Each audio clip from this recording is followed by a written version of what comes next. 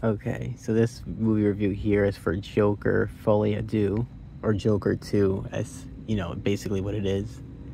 I like this movie too a lot, and this film is interesting. I guess because what we have to work with is the trial and the prison scenes in the film. So that's why we get a lot of musical numbers. I had a friend that said in the group chat, right? He said, "Oh, that the Joker, it's a musical." And I was thinking, what does he know about the film that I don't? I seen the trailer. I didn't get the vibe that it was a musical, but he likes to use Twitter, and so he might have got like some inside scoop before I did, like how the film is. But I understand now, seeing the film, why he said it's a musical. I guess it is in some sort of sense. Yeah, there's a lot of musical numbers in this film. I'm not sure. I think some of them, like Botter, Bewitched, Bewildered, obviously that's like someone else's song. That's an old song too. That's a song that's been covered by probably many artists. I know I can think of 3 musicians off the top of my head that have covered that song. Because I listen to them on Spotify. But yeah, this film, and then but I think there's some original ones actually in this film, and this is like a kind of a theme in their relationship. They'll sing to each other and they'll do dance numbers, and Arthur will have we'll get dance numbers in the film, and we establish this is Arthur imagining doing the dance number. I think there may be one moment. Well, there's definitely in the prisons when there's one of the scenes where he comes back from the interview stuff and he's in the prison cell, and he's dancing, like the prisoners are dancing. There's this one in particular. This is the one that he kisses because the guards say, "Oh, hey, give him a kiss. He's a good kisser." And he does do it. Right? He gets a little peck on the lips. But yeah, in this film, how do you call, it's like thinking of, you can maybe hear that motorcycle. He takes a liking to Arthur. And I think he may have been murdered. Because we have this scene in the film. This is actually quite graphic. It's, I was appalling. I wasn't expecting it. But Arthur, it seems he might have been assaulted in a sexual nature. Because earlier that day, he had told the guards, he had said to the guards, hey, not to the guards, on TV, he had said in the courtroom, I'm not gonna let these guards treat me like trash. And we do, and us as the audience, get the little kind of eyebrow raised moment, because we see that the guards, especially this one with an Irish accent, he takes a liking. They seem to take a liking to Arthur. They joke with him. They say, "Hey, Arthur, tell us a joke." They're kind of teasing him, but at the same time, they do favors for him. They give him cigarettes. One of the guards, he sees that Lady Gaga's character, he was looking at her. They were kind of, I guess, mesmerized by each other, and so he sort of does take it upon himself to basically set him up, right? He said, "Oh, I got you in the class, Arthur. Your good behavior. I got you in that class. Oh, Arthur, your lady friend, she came to see you." And we even see and this is kind of a funny scene. We get an awkward sex scene with this film, which I think the reason for this scene was maybe to highlight his sexual abuse that he suffered. Because I didn't know this from the second film. I guess it makes sense that he would have been abused, that he came from a rough childhood. We don't go maybe into graphic details of it, right? But we do learn that in this film, because I don't remember this being the first one, that he was sexually abused as well as physically, right? Or physically, he suffered those kind of both abuses there. And I think with that sex scene, maybe it's meant to sort of highlight that, because he even asks her when they're going to do the deed, it's sort of kind of this awkward way, and he tells her hey, can you put it in? Can you do it for me? That's what he says. Can you do it for me? And she says, yeah, and we can see that she reaches down to allow him to enter her, right? And it's like, I thought maybe we would have cut out, but we kind of write it through, and it's this really quick, awkward session of these few thrusts, and she says she's pregnant too, and we have no reason to believe that she's lying, right? I mean, she did lie about her. And I do like this, when his lawyer tells him this actually first, about hey, let me tell you who this girl really is, okay? And she checked herself into the hospital and blah, blah, blah. Because she tells a Joker earlier in the film, right? She says, oh yeah, my dad's dead, and my mom's she checked me in here and I burned their apartment down. That's why I got in here. Like, she says that to relate to him. So, like, she even says, like, so not to relate to him, but, like, I guess to be relatable to him. Yeah. And like, that he will like her, basically, because he'll say, oh, this girl is just like me. She's also a troubled person. She's been through these hardships before in her life. But I like when he confronts her on this in the visitor scene, because she leaves the ward shortly after their sex scene. Actually, it was during that scene that she tells him, like, hey, I'm going to be leaving. And so I guess, yeah, if you're going to have sex, like, do it now, because there's no other chance to do it. And I guess subsequently, you know, she got pregnant that first time. But how do you call, what was I thinking? She admits to it. She says, yeah, okay, I did lie a little bit. And when he kind of tells her through it, he doesn't he's not grilling her on it, but he's just telling her, hey, this is what I heard. This is true. Like, did you lie about that too? And she says, like, 20 times did I watch the movie? Because apparently in this universe, they made a movie about him. And she tells him, like, no, like the movie thing that you heard, how do you call, what was I thinking? I maybe watched 4 or 5 times. Like, in actuality, I watched it 4 or 5 times. But you get the idea. Like, she was genuine with that. I was obsessed with you, and I did watch that movie, actually, and I did want to meet you, and that's why I did, I did lie, this is true, but it was to meet you, right? And that's what she did, and it worked for her. But I like, towards the end of the film, and here's, okay, well, I'll say this first, when they're at the stairs, and we can see that we know obviously something's wrong, something's up, because she's not excited to see him. She waits by those stairs because maybe she heard about the explosion and said, well, maybe he'll meet me here. Maybe he'll be coming here. Where's he going to go, right? Where's Joker going to go? It makes sense that when the cop cars come up, he doesn't run away anymore. He just stays because he doesn't have any reason to. Like, what has he got? What has he got to go back to, basically, right? Besides being locked up, besides potentially, I guess, to be hanged, because he was found guilty, and presumably on all the counts. I mean, he literally admitted. He even admitted to murdering his mom on live television.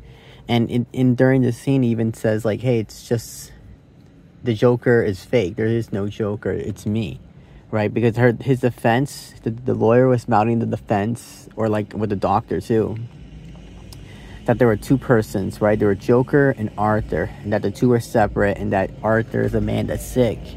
And due to his abuse, he made an alter ego, right? He's got a split personality disorder. He's got a split personality to help him cope with that abuse and that reality of it. And what was I saying? When she's on the stairs, she tells him, like, you even said it, Arthur. You said it with your own mouth. That it's fake. There is no Joker. It's just you. And I guess, when she fell in love with the Joker, right? When she saw him kill that, oh my God, what was it? When she saw him kill on live TV, and she was intrigued by that. She said, oh, that's the Joker, right? That's who did that. That's the Joker. It was a fantasy. I like when she tells him that all we had was that fantasy, and you gave up on it. You gave up on the fantasy. You admitted your truth. You gave up on that. I like when he breaks up with his lawyer, and I guess part of that is the lady, maybe, because, like, so this is an interesting film. I guess he was, in some sense, I don't know if I'll say he was being played. I think he liked that fantasy of him. She liked that fantasy of him, and maybe to keep that fantasy going, she needed him to fully embrace it. But this is the scene after the sexual assault scene in the jail from the guards that happens to Arthur. It was, I guess that scene really broke him, did it? Because that was after that fact, when he goes the next day to the court, that he admits, like, oh, there's no Joker, and I killed my mom. All this stuff, he admits to it, right? He breaks down with all of this. I forgot when do we have, oh my God, I remember, it is the same scene. It's the same scene because after that fact, they have a readmission period, because the jury has to deliberate on whether he's guilty or not, and that's when the jury, we get that phone scene, he does his whole spiel. That's what I think towards the end of the film, because Arthur dies. He dies during like he gets stabbed by that one crazy guy that's in the jail with him. And we kind of get the vibe that's gonna happen, because the crazy guy, we see throughout the film some scenes where he's looking at him, and he's looking at him with like he's like studying him. We get this look of him like he's studying him intently, right? That like how the other gentleman had taken a liking to him, and you know, when he had his visitor moment, this is when when the guy was gonna visit him. They were both walking, but it was for Arthur, so the other guy stops and like, like, you're not going. What do you think you're doing? You're not gonna walk with him to go see this visitor. It's kind of sad when he gets. I think he died too. I think those guards killed him. You know, because you can hear the guards in the background. They tell him like, "Hey, stop! Like, you're probably choking him too much. Stop! Hold on! Slow it down a bit." And the other guy's not having it. He's just pissed. He's just upset. They're so upset, I guess, because they feel like, wow, we did all these nice things for you, Arthur. And you go on live television and you say that we're nasty and we're evil. We're going to show you we're nasty, right? But I guess we also get a hint that we're not your friends. Because when Arthur, he says, hey, thank you, pal. This is like towards the kind of towards the beginning of the film somewhat. Where he says, oh, hey, what would he say to him? What was I thinking of? Oh my gosh. He says, thank you, pal. And he taps him on the back, you know, like kind of a friendship type thing. He pats him on the back. And this guy hits him really hard in the back of the head. And, I mean, what could Arthur do about it at that point? I guess you can't do much of anything. And you don't want these guys, you don't want to be on their bad side. So you just, oh, okay. Let me just leave it all. Let me just leave it off. What was I thinking of in my head? I was thinking of something. The ward is split, but there's like a high risk facility. There's like a high, there's two parts of the ward, right? There's one side that's maximum security, and there's another side that's minimum security. It looks like the maximum security, though, it's just all men. And whereas the other side, there's like a mix of genders there. And there's minimum, and it's a psych ward, basically. It's like it's not a prison. Well, I guess it's not supposed to be. Like, it's like a prison / psych ward, right? Because I guess ideally it's an asylum, right? That's the idea. It's an asylum. But like, this asylum is straight up, it's just a fucking prison, really.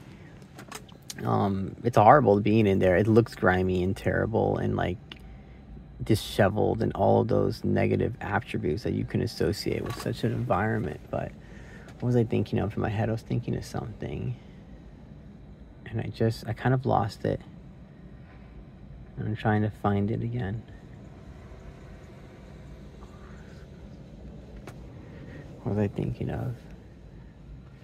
But yeah, it's Lady Gaga's character. I'm pretty sure she came to visit him towards the end. But with Joker, he doesn't get to learn if she did, because that crazy guy, he says, hey Arthur, I want to tell you a joke. I've been working on it.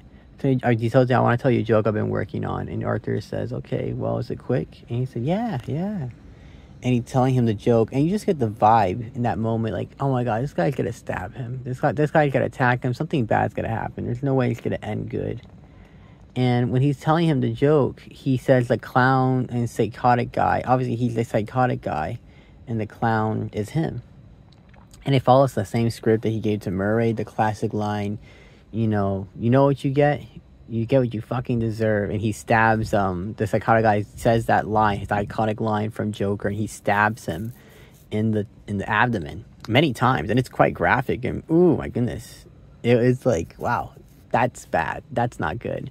And then when we see Arthur standing there, and we see the blood kind of starting to manifest on the shirt, and it looks liquidy. It looks like, wow, those are some bad stab wounds. That is bleeding to the facts right there. The other guy does the classic, he's just laughing crazy, crazy. And we even see in the background, he like kills himself too, even. He cuts his own neck.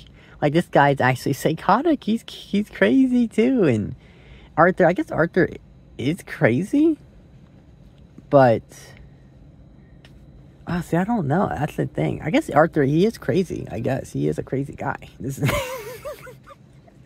But he's like, the fantasy, but that was the question, right? Is the Joker a fantasy, or is he aware of his act? And we learn, like, no, it's an act.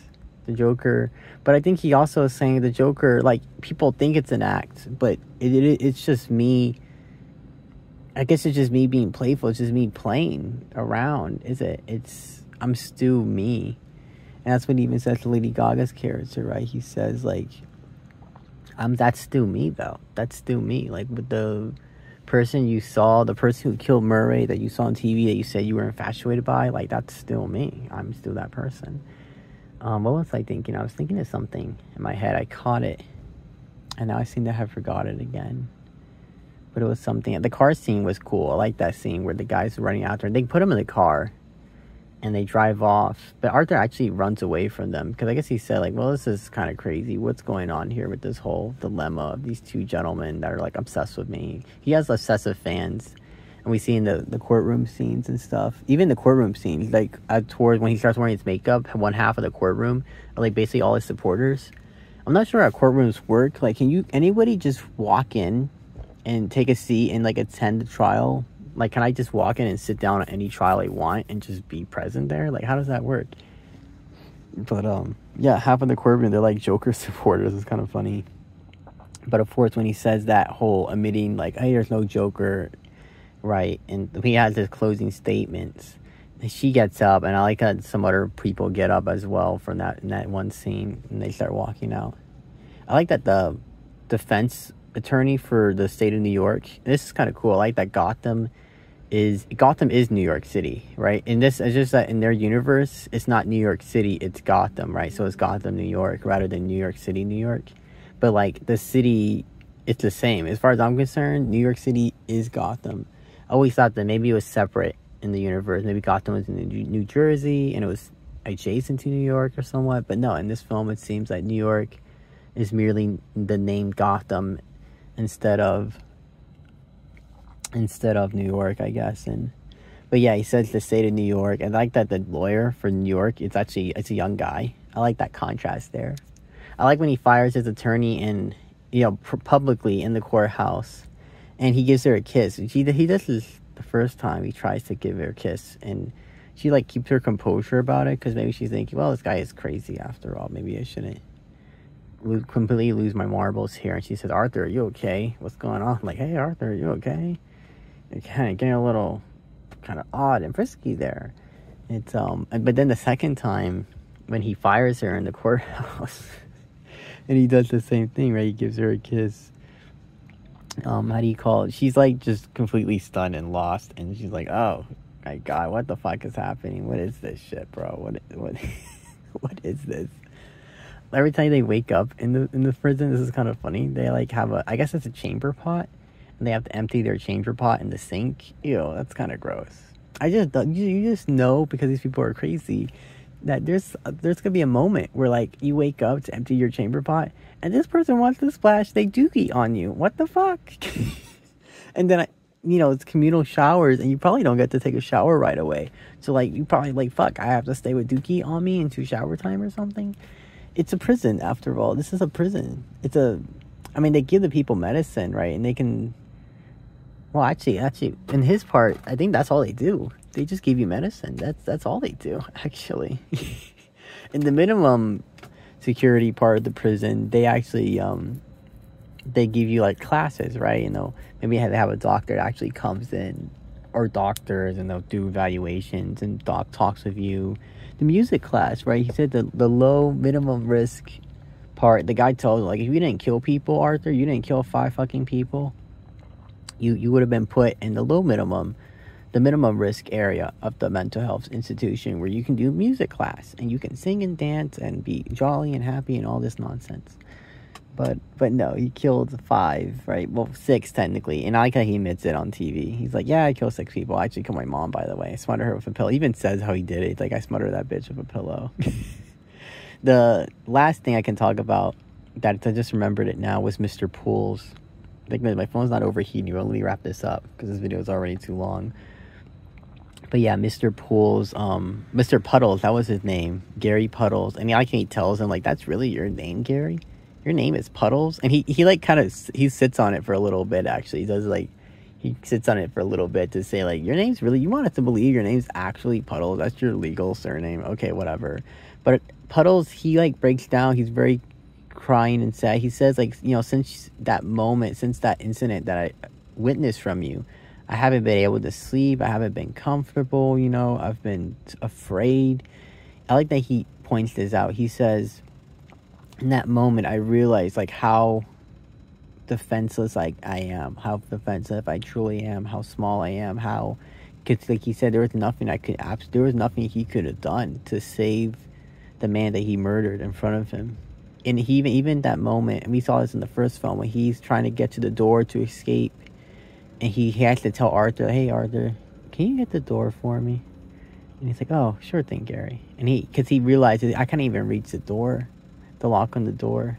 And he had to ask him, like, hey, can you reach that for me? Can you reach the lock on the door for me? Because I can't even reach that.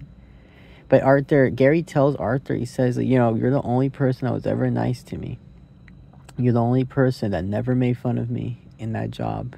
You were always nice to me. You were the only person that ever showed me civility. And he tells him, like, hey, can you relate to how it feels, right? To be uttered, right? To feel like inadequate, to feel ostracized. And Arthur doesn't answer, but he doesn't answer because, like, it's kind of, I guess it's obvious that he knows. I do know how it feels to be on the other end of that.